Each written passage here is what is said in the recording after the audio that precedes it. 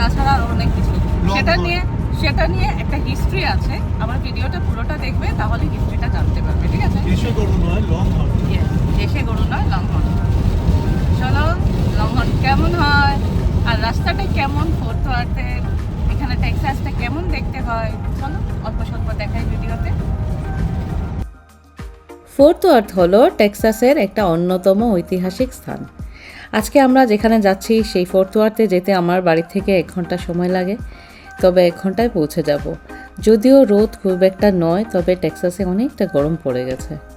আমরা যেখানে গাড়িটাকে পার্ক করলাম সেটা এই ইভেন্টটার একেবারে কাছাকাছি, তো তাই জন্য আমাদের থেকে $30 পার্কিংয়ের জন্য নিল। তবে ইচ্ছা থাকলে বা একটু টাইম হাতে থাকলে অনেক জায়গায় ফ্রি পার্কিং আছে, সেখানেও করা যেতে পারে। তো এখন আমি যাচ্ছি কোথায় সেটা নিয়ে আমি ডিসকাশন করছি।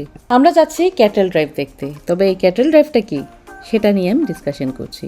শোনো, ফোর্থ ওয়ার্থে সকাল ও বিকেলবেলা গরুগুলোকে রাস্তায় বের করা হয়, সেগুলোকেই ক্যাটেল ড্রাইভ বলা হয়। তবে গরু কিন্তু সেই গরু নয়, গরু ভীষণ লম্বা লম্বা শিং। শুধু গল্প শুনলেই হবে, ভিডিওটা দেখো, আস্তে আস্তে সব ক্রমশ প্রকাশ্য। তা দেখতে হাজার হাজার মানুষের ভিড় জমে রাস্তার মধ্যে। এটা আসলে একটা ঐতিহাসিক প্রদর্শনী, যা 1800-এর দশকে টেক্সাসের কাউবয় সংস্কৃতিকে স্মরণ করিয়ে দেয়। এই গরুগুলো সাধারণত টেক্সাসের লং হর্ন নামে পরিচিত। কোনো গরুর এত লম্বা শিং হতে পারে সেটা চোখে না দেখলে কখনো বিশ্বাস করা যাবে না। একটা সময় ছিল যখন গবাদি পশু কেনাবেচা ও পরিবহনের প্রধান কেন্দ্র হয়ে উঠেছিল এই টেক্সাস শহরের ফোর্থ ওয়ার্থ। ফোর্থ ওয়ার্থের আরেকটা নাম হলো কাউটাউন। একটা সময় টেক্সাস ছিল কাউবয়দের দেশ, তাই জন্য এই দেশটা অতটা উন্নত ছিল না। সোজা কথায় বলা যায় রাখাল ছেলের দেশ। তবে সেখানে ছিল এরকম ঘোড়ার গাড়ি। তখনও রেলপথ শুরু হয়নি, ধীরে ধীরে রেলপথ শুরু হলো। অতীতে লক্ষ লক্ষ গরু টেক্সাস থেকে রেলপথের দিকে হাঁটিয়ে নিয়ে যাওয়া হতো। সেই ইতিহাস ও কাউবয়দের ঐতিহ্য জীবন্ত রাখার জন্য প্রতিদিন 2 বার করে সকালবেলা আর বিকেলবেলা প্রদর্শনী করা হয়। পর্যটকদের টেক্সাসের পুরনো কাউটাউনের সংস্কৃতি দেখার জন্য এটা একটা বড় আকর্ষণ কেন্দ্র। গরুগুলো প্রশিক্ষিত ও পরিচর্যায় থাকে এবং অভিজ্ঞ কাউবয়রাই তাদের নিয়ন্ত্রণ করেন। এখানে 2 বার করে প্রদর্শনী হয়, একবার সকাল 9টার সময় আর বিকেল 4টের সময়। টাইম ইজ টাইম, সবকিছু টাইমই হয়। এখানে যে কাউবয়রা তদারকিতে থাকেন তাদের সেই টিপিক্যাল কাউবয়ের ড্রেসেই থাকে, একটা ছোড়া থাকে সাথে, পিস্তল থাকে সাথে।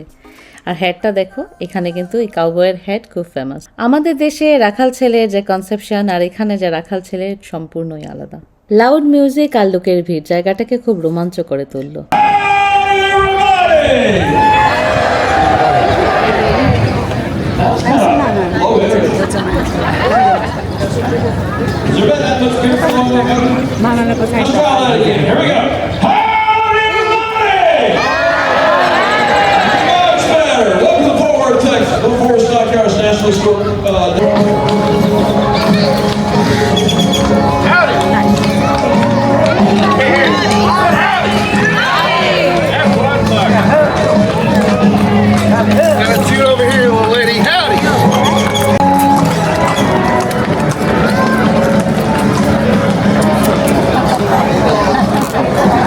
শিংগুলো দেখো,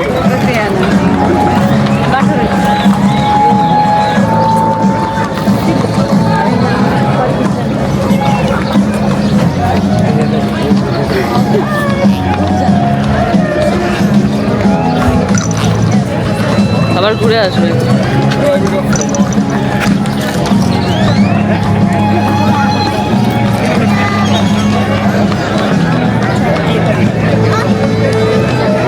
ঘোড়ার গাড়িতে যাদেরকে দেখছো তারা হলো কাউবয়। তারা ওই সময় ওইভাবেই ঘোড়ার গাড়ি করে চড়ে চড়ে একটা জায়গা থেকে আরেকটা জায়গায় এরকম এক পাল গরু নিয়ে যাতায়াত করতো। নতুন দেশ, নতুন জায়গা, নতুন ইতিহাস। আর এইখানে ছিল যে ঘোড়ার গাড়ি, যখন গাড়ি ছিল না তখন এইভাবে ঘোড়ার গাড়ি ইউজ হতো। মানুষ পরিবর্তনশীল, টেক্সাসও আর সেই কাউবয়দের সিটি রইল না। উন্নয়নের পথে সেও এগিয়ে চলল। ধীরে ধীরে অনেক কোম্পানিজ, ইন্ডাস্ট্রিজ এখানে খুলতে শুরু হলো। পিছিয়ে থাকা রাজ্যটি এখন উন্নতির পথে হাঁটে।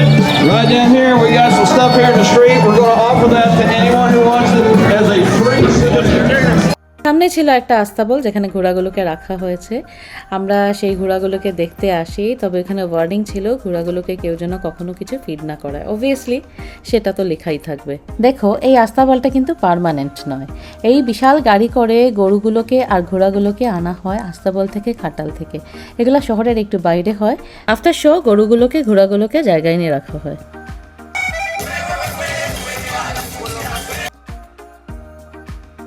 দেখো এটা হলো পনি রাইড। এই পনি রাইডটা শুরু হওয়ার আগে থেকেই বাচ্চাদের ভিড় একদম জমে যায় এখানে। তো শ্রেয়ানো দাঁড়িয়েছিল অনেকক্ষণ, পনি রাইড স্টার্ট হলো। তবে পনি রাইডের ভিতরে যে কোনো প্যারেন্টস একজন যেতে পারবে। তো দীপন গেছে শ্রেয়ানের সাথে, আর আমি বাইরের থেকে দাঁড়িয়ে ভিডিও শ্যুট করছিলাম। তার নাকি এতটাই ভালো লেগেছে তা নামতে ইচ্ছে হচ্ছিল না। তবে ওই যে আমরা ফোর্থওয়ার্থ এসেছি, তো আর একটু ঘুরে যাই, তো তাই জন্য বললাম যে এখন নেমে যা, নেক্সট টাইম যখন আসবো তখন আবার চড়বি। হাঁটতে হাঁটতে চোখে পড়লো একটা অতি পুরনো রেস্টুরেন্ট, একেবারে সেকালের আদলে তৈরি রেস্টুরেন্টটা। এখানে হলো মার্কেটটা, তো তাই জন্য রেস্টুরেন্টটায় অনেকটা ভিড় ছিল। তবে চলো মার্কেটটা একটু ঘুরে দেখাই। জায়গাটার অনেক কিছুই মডিফাই করা হয়নি, কিছুটা আগের আদলেই রাখা হয়েছে, তাই জন্য মার্কেটটার ভিতরটা একটু অন্ধকার, যদিও অনেকটা লাইট ছিল। এসেই যা দেখলাম চক্ষু চড়ক গাছ। সে দেখলাম এখানে গরুর চামড়া এভাবে বিক্রি হচ্ছে, তা দেখে সত্যি অবাক লাগলো। তারা ছাড়া ছিল এরকম লং হর্ন, একটা গরুকে রাখা হয়েছে জাস্ট ফর মডেল। এখানে দাঁড়িয়ে লোকেরা ফটোশ্যুটও করে। এটা একটা স্টোর ছিল, তার বাইরেটা ছিল এরকম। চলো স্টোরের ভিতরে কি আছে তা দেখি। ভিতরে ছিল ওভার ক্রাউডেড। আমরা যেহেতু শনিবারে গেছি, তো এখানে অবভিয়াসলি এরকম উইকেন্ডে ভিড় থাকে। তো এসে দেখলাম এখানে সব লেদারের তৈরি বা গরুর যে শিং হয় হর্নগুলো, সেই হর্নগুলো দিয়ে তৈরি নানা রকমের শোপিস। মারবো চাবুক ছুটবে ঘোড়া, এটা হলো সেই বিখ্যাত চাবুক। দেখো আগে কখনো দেখেছিলে? হাত দিয়ে ধরে দেখলাম, ভীষণ ভালো লাগলো। তাছাড়া ছিল অনেক পশুর স্কাল, যেটা দেখে অবাক তো লাগে, তবে ভাবি যে এখানে ঘর সাজানোর কত জিনিস পাওয়া যায়। জাস্ট দেখো এই ঝাড়বাতিটাও দেখো শিঙের তৈরি। তাছাড়া কখনো ভাবা যায় যে এরকম শিঙের তৈরি ক্রিসমাস ট্রিও হতে পারে, সেটাও আমাকে অবাক করলো। আমরা একটা লং হর্ন কিনেছি, হর্নের কাপ কিনেছি, তবে ওই যে ভিডিও শ্যুট করতে পারলাম না, প্রচণ্ড ক্রাউডেড ছিল। একটা স্টোর ছিল, দেখো স্টোরটা ওইভাবে সাজিয়ে রেখেছে। এখানে প্রত্যেকগুলো স্টোর ভীষণ সুন্দর করে সাজানো, যা লোকের নজর কাড়তে বাধ্য করে। এই স্টোরটা দেখো, এটা একটা ক্যান্ডি স্টোর, যেখানে ঢুকে মনে হয় আর ফিরে আসি না। কত রকমের ক্যান্ডি, কালারফুল, চারিদিকটা সাজানো গোছানো। শ্রেয়ান তো এটা ধরে ওইটা ধরে টানছিল, ওর জন্য ক্যান্ডিস কেনা হলো। এখানে এসে ছোটবেলার অনেক স্মৃতি তাজা হয়ে গেল। বাইরে বেরিয়ে দেখলাম এক ভদ্রলোক দাঁড়িয়ে বেলুন বিক্রি করছেন, আর ওনার সাজটা ছিল একদম পুরো ডিফারেন্ট। তো এটা দেখে আমাদের ছোটবেলার এক বেলুনওয়ালার কথা মনে পড়লো, যিনি এখন আর নেই এই পৃথিবীতে।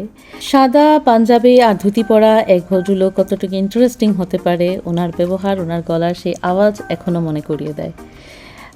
ওনার থেকে শুধু আমরাই বেলুন কিনিনি, আমাদের মারা, মাসিরা, মামারাও ওনার থেকে বেলুন কিনেছিলেন। যাই হোক, এখন আমরা যাচ্ছি ডেনিসে খেতে। আমাদের লাঞ্চ হয়নি, আর এখানে রেস্টুরেন্টগুলোতে এত ভিড় ছিল, এত ওয়েট টাইম ছিল, আমরা আর এখানে ওয়েট করলাম না। ডেনিসে এসেই আমরা নিলাম কোল্ড চকলেট মিল্ক। এত গরম লাগছিল বাইরে, কি বলবো। এই চকলেট মিল্কটা খাওয়ার পরে একেবারে মন প্রাণ যেন জুড়িয়ে গেল। আমরা ডেনিসে আসলে মেনলি নিই চিকেন ফ্রাইড চিকেন, সেটা আমাদের ভীষণ ভালো লাগে। ওটা একটা প্লেটার থাকে, তার সাথে দুটো সাইড থাকে। সাইডগুলো তুমি চুজ করতে পারো। শ্রেয়ান নিয়েছিল তার জন্য কিডস মিল। খাওয়া দাওয়া সব কমপ্লিট হয়ে গেল, এবারে বাড়ি ফিরছি। আমার টোটাল ভিডিওটা তোমাদের কেমন লেগেছে প্লিজ কমেন্ট সেকশনে জানাবে।